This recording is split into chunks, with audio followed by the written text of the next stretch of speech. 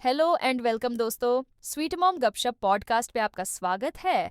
जो लोग चैनल पहली बार आए हैं तो प्लीज सब्सक्राइब कर लें और बेल आइकन भी दबा दें, जिससे कि आने वाली वीडियो की इन्फॉर्मेशन आपको टाइम से मिल जाए। अगर हम जनाब और मैडम के बारे में बात करें तो वे अपने ब्लॉग्स को पूरी तरह से एडिट करने के बाद ही अपलोड करते होंगे। ये कोई नई बात नहीं है, ये एक आम प्रक्रिया है। लेकिन अहम सवाल ये है कि वे जानबूझकर कुछ चीजें छिपाते हैं या वे इतने बड़े भोले हैं कि सब कुछ वैसे ही दिखा देते हैं। अब बात आती है डब्बा के ब्लॉग्स की। क्या हम यह मान लें कि उसके द्वारा दिखाई गई हर चीज जानबूझकर ही दिखाई जाती है, या फिर कुछ चीजें गलती से भी छूट जाती हैं? क्या उसका ब्लॉग बिना किसी छेड़छाड़ के जिसका 10 दर्शकों तक पहुंचता है? नहीं, ऐसा बिल्कुल नहीं है। उसके हाल ही के ब्लॉग को ही देख लीजिए, जहां उसने खुद को रोते हुए दिखाया। मासूम सा चेहरा, बेबसी से भरी आंखें और एक ऐसी एक्टिंग जो दर्शकों को झकझोरने के लिए काफी थी। 5 मिनट तक फनी ने उसकी पैम्परिंग भी की, लेकिन वो पैम्परिंग असली थी या स्क्रिप्टेड? इस पर सवाल उठना लाजमी है, क्योंकि अगर आप ध्यान दें तो वो खुद जानती थी कि उसे क्यों रोना आ रहा है, और फनी भी जानता था। लेकिन फिर भी कैमरे के सामने यह सब कुछ एक अलग ही रूप में पेश किया गया। अब सवाल यह उठता है कि आखिर इसका मकसद क्या था? क्या यह सिर्फ दर्शकों से सहानुभूति पाने की कोशिश थी?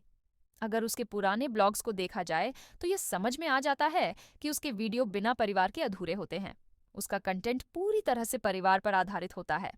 लेकिन जनाब और मैडम इससे अलग हैं। वे अपने ब्लॉग्स में सिर्फ खुद को ही रखते हैं। शायद यही कारण है कि उनके वीडियो ज्यादा बोरिंग लगते हैं। डब्बा के ब्लॉग्स में हमेशा कुछ ना कुछ होता रहता है, चाहे अच्छा हो या बुरा, लेकिन कुछ ना कुछ तो चलता ही रहता है। और इस बार उसने अपने आप को रोते हुए दिखाया, लेकिन बिना किसी ठोस कारण के। जिन कारणों का जिक्र उसने किया वे इतने मामूली थे कि उन पर इस तरह से रोने का कोई तुक ही नहीं बनता। जिसने भी उसके पुराने ब्लॉग्स देखे होंगे वो यह आसानी से समझ सकता है कि यह सब केवल एक ड्रामा था। हमने अपने पिछले ब्लॉग में भी इसका खुलासा किया था कि असल में यह रोना क्यों हुआ था। दर्शकों को जो दिखाया गया वह तो सिर्फ अंतिम नतीजा था, लेकिन इसके पीछे की असली कहानी क्या थी? उसके घर में पहले क्या हुआ था? किन हालातों ने उसे इस तरह से रोने पर मजबूर कर दिया? यह सब कुछ उस वीडियो में नहीं दिखाया गया। अब सवाल उठता है कि इसका असर क्या होगा? डब्बा की मानसिकता क्या थी जब उसने यह सब शूट किया? इसका सबसे पहला असर तो यह होगा कि जो लोग उसे पसंद करते हैं वे इसे देखकर इमोशनल हो जाएंगे। उन्हें लगेगा कि डब्बा पर कोई बहुत बड़ा अन्याय हुआ है और वे उसकी सहानुभूति में उतर आएंगे। लेकिन क्या यही उसकी असली मंशा थी? अगर हम गहराई से देखें तो यह केवल सहानुभूति बटोरने की कोशिश नहीं थी। इसके पीछे एक और कहानी है। अगर इस पूरे घटनाक्रम को देखा जाए तो यह साफ दिखता है कि इस रोने धोने के पीछे असली विलेन कौन बनाए गए हैं। सबसे पहले उसका भाई, फिर उसकी भाभी, फिर उसकी अम्मी और आखिर में नान। ये वही पैटर्न है जो हमेशा दोहराया जाता है। किसी को विलन बना दो, खुद को मासूम और बेबस दिखा दो, और फिर सहानुभूति की लहर में बहकर व्यूज और लाइक्स बटोर लो। लेकिन जो लोग डब्बा को पहले से जानते हैं, जो उसके हर ब्लॉग को बारीकी से देखते हैं, वे इस खेल को बखूबी समझते हैं। वे जानते हैं कि यह सिर्फ एक नया नाटक है जो हर बार किसी न किसी नए रूप में सामने आ जाता है। अब जिन लोगों ने इसे समझ लिया है वे आसानी से अंदाजा लगा सकते हैं कि इसके पीछे का असली कारण क्या है। यह वही स्थिति है जैसे जब कोई बच्चा रोता है और भागकर अपनी माँ या पिता के पास जाता है। सबसे पहले वही सवाल पूछा जाता है, क्यों रो रहा है, क्या हुआ, किसने मारा, क्या चीज छीन ली? और बच्चा सहानुभूति पाकर रोने की उसी मासूमियत के साथ बताता है कि उसकी बहन ने उसे मारा, भाई ने डांटा, या किसी ने उसकी पसंदीदा चीज छीन ली। उसकी एक ही चाहत होती है कि उसके माता पिता उस व्यक्ति को डांटे, उसे सजा दें जिसने उसे रुलाया है। अब अगर हम इस पूरी स्थिति को डब्बा के ब्लॉग्स के संदर्भ में देखें तो समझ में आता है कि वह भी इसी मानसिकता से काम कर रही है। उसके ब्लॉग्स को अगर ध्यान से देखा जाए तो साफ समझ आता है कि वह अपने कंटेंट को बचाने के लिए यह सब कर रही है। उसने हमेशा अपने ब्लॉग्स की रीढ़ अपने परिवार को बनाया है। कभी भाई, कभी भाभी, कभी माँ, कभी नान। लेकिन अब जब वही लोग उसके ब्लॉग्स का हिस्सा नहीं बन रहे तो उसका कंटेंट छिन गया, और यही उसका असली दर्द है। अब यह अकेले ब्लॉग बना ही नहीं पा रही। आप खुद देख सकते हैं कि अब उसके वीडियो पहले जैसे नहीं बन रहे। पहले जब वह घर से बाहर नहीं जाती थी तब भी उसने लगातार ब्लॉग बनाए। 3 महीने तक वह कहीं नहीं गई, फिर भी उसके ब्लॉग्स में वही फीलिंग बनी रही। हाँ, यह जरूर हुआ कि पहले जहां वह हर दूसरे दिन वीडियो डालती थी, अब वह फ्रीक्वेंसी थोड़ी कम हो गई। कभी 2-3 दिन में एक बार, कभी 3-4 दिन बाद। लेकिन इस बीच उसने कभी इस तरह से रोने और परेशान होने का नाटक नहीं किया। लेकिन अब जब उसका कंटेंट ही खत्म होने लगा तो यह रोना शुरू हुआ। आमतौर पर कोई भी इंसान अगर रोए तो इसका मतलब होता है कि उसके साथ कुछ गंभीर हुआ है। लेकिन जब यह रोती है तो समझ जाना चाहिए कि कोई बहुत बड़ी बात हुई है। इसका रोना यूं ही नहीं होता। याद करिए जब फनी 2-3 दिन का कहकर गया था, लेकिन पूरे 8 दिन बाद लौटा। उस समय इसने गुस्सा दिखाने के लिए रोना शुरू किया था। वह दिखाना चाहती थी कि वह फनी से नाखुश है, कि उसने उसे इतना इंतजार क्यों कराया। वह उसे मौदा में नहीं रुकने देना चाहती थी। और इस बात का जिक्र पहले भी कई बार किया गया है कि आखिर मौदा में ऐसा क्या है जिससे उसे डर लगता है। और यह पहली बार नहीं है जब इसने रोने का सहारा लिया। ईद के बाद जो झगड़ा हुआ था, वह याद है, जब बकरे को लेकर इतना बड़ा विवाद हुआ था कि सोसाइटी तक इसकी शिकायत पहुंची थी। तब भी इसका यही हाल था। बार बार वही पैटर्न दोहराया जाता है। जब भी कोई बड़ी बात होती है, ये रोने लगती है ताकि सहानुभूति बटोरी जा सके। और अगर कोई चीज आसानी से मिल रही हो, सब कुछ सही चल रहा हो, तो भला कोई क्यों रोएगा। डब्बा को इस वक्त इस चीज की जरूरत थी कि उसके फैंस और सपोर्टर्स उसके भाई, भाभी, माँ और बाकी परिवार को गलत ठहराए। वह चाहती थी कि लोग उनके खिलाफ हो जाएं, उन्हें ट्रोल करें और वही पुरानी रणनीति फिर से दोहराई जाए। ये कोई नई बात नहीं है। पहले भी इसने इसी ट्रिक का इस्तेमाल किया था। चाहे वह माँ को टारगेट करना हो, उस छोटी बच्ची का मुद्दा उठाना हो जिसका इसने पॉडकास्ट बनाया था, या खाला को ट्रोल कराना हो। और तो और पिज्जा तक को ट्रोल कराने में कोई कसर नहीं छोड़ी। इसका तरीका एकदम साफ होता है। पहले किसी की गलती को दिखाओ, फिर उसे इतना ज्यादा हाईलाइट करो कि लोग उसे गलत मानने लगें, और फिर दर्शकों की सहानुभूति को अपनी तरफ मोड़ लो। पिज्जा का तो ये हाल कर दिया कि मानो उसे सारे काम करवाने के बावजूद उसके साथ बहन जैसा रिश्ता नहीं, बल्कि एक टकराव भरा रिश्ता रखा गया। ये वही रिश्ते हैं जैसे नंद भौजाई के झगड़े होते हैं, जो कभी खत्म नहीं होते। अब अगर ध्यान से देखा जाए तो यह पूरा मामला किसी सोची समझी रणनीति का हिस्सा लगता है। पहले भी जब उसने किसी को ट्रोल कराना चाहा तो उसने वही तरीका अपनाया। उनकी बुरी बातों को हाईलाइट करना, बार बार दोहराना, यहाँ तक कि फनी से भी वही बातें कहलवाना ताकि उसकी बातों को और ज्यादा मजबूती मिले।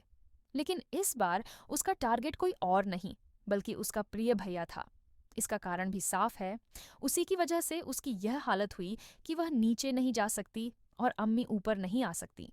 लेकिन यह जो स्थिति बनी, वह किसी और की नहीं, खुद उसी की बनाई हुई थी।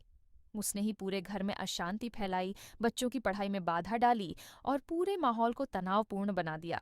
इसलिए गलती तो उसी की थी, लेकिन अब वह खुद को पीड़ित दिखाने की कोशिश कर रही थी। अगर कोई तटस्थ होकर देखे तो यह भी सच है कि उसकी तबीयत ठीक नहीं है और वह गर्भवती भी है। ऐसे में परिवार का यह रवैया क्या सही है? बच्चे की पढ़ाई जरूरी है, लेकिन क्या इस हालत में उसकी देखभाल के लिए कोई उसके पास नहीं आ सकता? यह अपने आप में एक ऐसी सजा है जिसे वह सहन नहीं कर पा रही। याद करिए, पिछली बार जब उसने अपना नमाज रूम सजाया था तो उसने घर के हर सदस्य को बुलाकर दिखाया था, बस भैया और भाभी को छोड़कर। वह यह जताना चाहती थी कि उसने कितना बेहतरीन काम किया है और सबको उसे सराहना चाहिए। बाद में जब उसने अपने सपनों का महल तैयार किया, ड्रीम किचन बनाई, लिविंग रूम सजाया, तो उसे उम्मीद थी कि परिवार के सदस्य आकर उसकी मेहनत को सराहेंगे। लेकिन कोई भी ऊपर नहीं आया। बस यही बात उसे सहन नहीं हुई। उसे लग रहा था कि यह सब जानबूझकर किया गया है और इसलिए उसने इसे मुद्दा बनाना शुरू कर दिया। लेकिन उल्टा असर यह हुआ कि परिवार के ज्यादातर सदस्यों ने इस फैसले को सही माना, क्योंकि वे समझ रहे थे कि बच्चों के भविष्य के लिए यह कदम उठाना जरूरी था। अब लोगों को उसकी चालें समझ में आने लगी हैं। पहले जब वह किसी को ट्रोल करने की कोशिश करती थी तो कुछ लोग उसकी बातों में आ भी जाते थे, लेकिन अब ऐसा नहीं है। अब जब वह किसी के खिलाफ बोलती है तो लोग उसका समर्थन करने के बजाय उसकी मंशा पर सवाल उठाने लगते हैं। इसलिए अब उसके ब्लॉग्स के नीचे उलटे कमेंट्स आने लगे हैं। लोग कहने लगे हैं कि गलत तो खुद तू ही है, जिसे तू दिखा रही है वो सही है। और यही वजह है कि इस बार भैया भाभी को ट्रोल कराने की उसकी कोशिश नाकाम रही, बल्कि खुद वही लोगों के निशाने पर आ गई। दूसरी तरफ अगर उसकी सेहत और गर्भावस्था को देखा जाए तो यह भी सच है कि परिवार को थोड़ा सहयोग देना चाहिए। जब इंसान बीमार होता है तो कम से कम इतना तो होना चाहिए कि कोई उसका हालचाल पूछे। लेकिन यहाँ क्या हो रहा है? भाभी अपनी एनिवर्सरी मनाने चली गई और वहां से एक कॉल तक नहीं किया कि उसकी तबीयत कैसी है, उसने दवाई ली या नहीं, डॉक्टर से परामर्श किया या नहीं। अगर जरूरत हो तो कम से कम फोन पर तो बात की जा सकती थी, और फिर अम्मी जान का रोल इसमें और बड़ा हो जाता है। जब वही घर की सबसे बड़ी हैं तो उन्हें स्थिति संभालनी चाहिए थी, लेकिन उनका खुद का व्यवहार ऐसा रहा कि जब उन्होंने सलाम तक का मजाक बना दिया तो लोगों ने उसकी भी आलोचना की। ऐसे में उनसे किसी समझदारी की उम्मीद करना बेकार है। इस घर में कोई भी अपनी मैच्योरिटी नहीं दिखा रहा, हर कोई अपनी जिद में लगा हुआ है, और यही वजह है कि जो कुछ भी हो रहा है वह अजीब जरूर लग रहा है, लेकिन ये पूरी तरह अनएक्सपेक्टेड नहीं है, क्योंकि इन लोगों का फितरत या इन लोग की आदत है, और इनमें मैच्योरिटी साइंस बिल्कुल भी नहीं है। मैडम की पूरी प्रेगनेंसी के दौरान ना तो अम्मी का और ना ही इस डब्बा का बिल्कुल भी वो वाला बात दिखाई नहीं दी जिसे यह कहे कि अपने घर में पहली बार कोई बच्चा आने वाला है और उनकी बहू या उसकी भाभी प्रेग्नेंट है तो उसको कम से कम देखभाल की जरूरत है, या उससे कुछ पूछा जाए। पिछले 9 महीने से ही 4 महीने से यह चल रहा था, यह उसके बिल्कुल अपोजिट था। तो इस फैमिली में बिल्कुल सेंसिबल चीजें तो होती ही नहीं है, आपको उसका अपोजिट ही देखने को मिलेगा हमेशा। अब्बा ब्लॉग के स्टार्टिंग में कहती है तुम स्टार्ट करो ना, तुम स्टार्ट करो ना, और वहां पे खड़ी है पिज्जा और पिज्जा उसकी तरह मुंह देख रही है कि मतलब यही स्टार्ट करेगी। भाई कब से तुमने उसकी ब्लॉगिंग सिखा दी और कब से उसको ये अलाउ कर दिया कि आओ तुम स्टार्ट करो। मतलब वो जो जिसको ब्लॉगिंग आती नहीं, जो ब्लॉगिंग में कुछ भी करता नहीं है और जो बिल्कुल करना भी नहीं चाहता था किसी भी तरीके से, इसने बहुत खींचने की कोशिश करी कि ब्लॉगिंग में आओ, ब्लॉगिंग में आओ, लेकिन वो बिल्कुल भी आना नहीं चाहता था। वो तो आज की डेट में ब्लॉगिंग कर रहा है। जो पिज्जा इसके हर कदम में इसकी मदद करती है, इसकी ब्लॉगिंग में, इसके प्रमोशंस में, इन सारी चीज़ों में मदद करती है। उसको बिल्कुल इतना पीछे खींच रखा है, उसको बिल्कुल आगे आने नहीं दिया। अरे भाई इतना ही अगर सिखा रही है तो उसको भी एक चैनल खोल के देना, तो उसकी जो गरीबी है वह सारी की सारी दूर हो जाएगी। उसकी माँ जो दिन रात घर के काम में लगी रहती है, क्या कभी उसे भी कोई मदद मिलती है? उसके पिता जो दूर दराज सिर्फ ड्राइविंग करके कुछ कमाने की कोशिश कर रहे हैं ताकि अपने बच्चों के भविष्य के लिए कुछ बना सकें, क्या उनकी मेहनत का सही मोल मिलता है? लेकिन नहीं, यहाँ तो हमेशा बच्चों को सिर्फ एक साधन की तरह इस्तेमाल किया गया, और यही वजह है कि आज जो कर्मा वापस मिल रहा है वह कहीं ना कहीं उसी सोच का नतीजा है। और हाँ, एक और दिलचस्प बात, क्या यहाँ लड़का और लड़की में फर्क किया जाता है? बिल्कुल किया जाता है। याद कीजिए जब पिंजा के एग्जाम्स थे, जब उसके फाइनल पेपर चल रहे थे, तब ये घर कहाँ था? तब तो जैसे किसी को कोई परवाह ही नहीं थी। मैच्योरिटी की बातें करने वाले लोग अचानक कहाँ चले गए?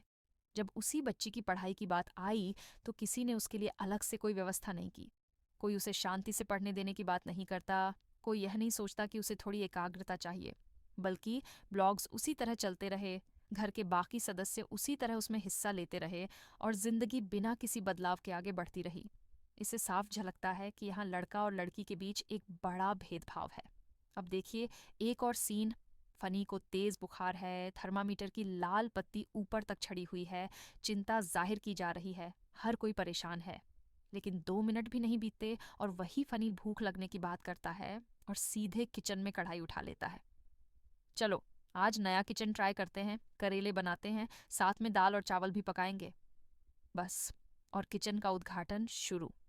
अब सोचिए, जो अभी बुखार से तड़प रहा था वही अचानक रेसिपी शो शुरू कर देता है। क्या ये सब महज इत्तेफाक है या फिर कहानी कुछ और है? यहाँ सबसे सोचने वाली बात यह है कि फनी के माता पिता क्या सोचते होंगे। वे अपने बेटे को हर दिन ब्लॉग्स में ही तो देखते होंगे। जब नया वीडियो आता होगा तो शायद वे सबसे पहले वही देखने बैठते होंगे। देखें आज हमारे बेटे का हाल कैसा है। फिर अचानक उन्हें दिखता होगा कि बच्चा बीमार है। अरे इसे बुखार हो गया, कोई ध्यान दे रहा है या नहीं? इसने दवाई ली भी है या नहीं? लेकिन अगला ही सीन देखिए, बुखार वाला बच्चा अब चूल्हे के सामने खड़ा है, हाथ में करछी लिए पूरा खाना बना रहा है। अब उनके मन में सवाल उठते होंगे, क्या ये सब सच में हो रहा है या फिर हमें बस कुछ और ही दिखाया जा रहा है? यही तो खेल है, जो पर्दे के सामने दिखता है वह हमेशा हकीकत नहीं होता। लेकिन सवाल यह है, जो देख रहे हैं वे इसे किस तरह समझते हैं?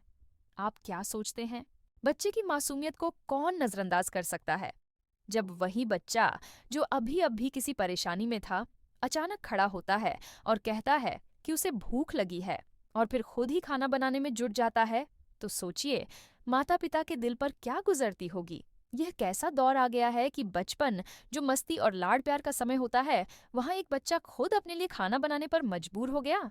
और मजे की बात यह है कि किचन का उद्घाटन किसी मीठी चीज से नहीं हुआ, जैसा कि आम तौर पर होता है, हलवा, खीर या कुछ और पारंपरिक पकवान। यहाँ उद्घाटन हुआ करेले से। कड़वे करेले, जो जैसे पूरी स्थिति का प्रतीक बन गए।